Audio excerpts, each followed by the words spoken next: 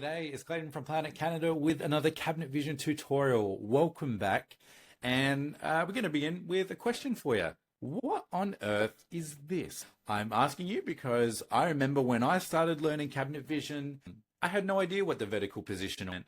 And it didn't seem to impact my day-to-day, so I kind of figured I'm just going to pop it to the side and worry about it again in the future. Well, if you're anything like me, maybe you don't know what the vertical positional is, so this video is going to answer it for you. And it's honestly not that complicated. If I click on OK, and I'm going to add in a wall elevation, and let's go grab an upper cabinet. So we'll go door, upper right. Now you'll notice when I pop this cabinet on the wall, it's automatically attached itself under the soffit. So we've established that the soffit is 12 inches and my cabinet is sitting underneath it.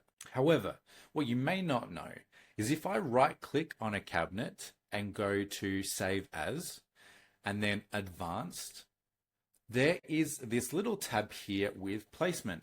So in Cabinet Vision, every single object has a different vertical placement setting that it can be saved with, so that every time we go into the object catalog, we grab that cabinet, we pop it on the wall, it's actually attaching itself to the wall according to what this setting is here.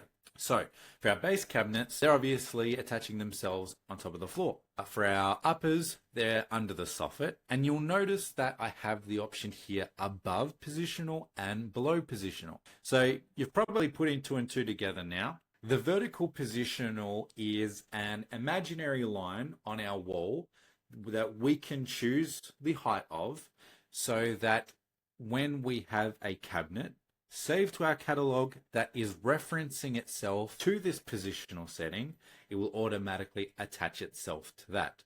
So for instance, let's just put below positional and let's save this upper as a below positional upper. Okay, and now if I go back to my object catalog and my uppers, and I've got this catalog here, which has been saved with the vertical placement below positional.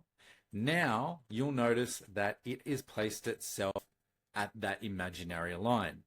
So if I go to my room layout, there you go. My vertical position is 70 and this cabinet has come in at that 70 mark. So this video might actually give you an idea as to how you could start to create a custom catalog with cabinets that can reference themselves to different points of the wall. And you can create a catalog that is able to automatically position itself where you need it to and make that process of drawing your projects a lot faster, a lot more efficient. And we'll see you in the next video.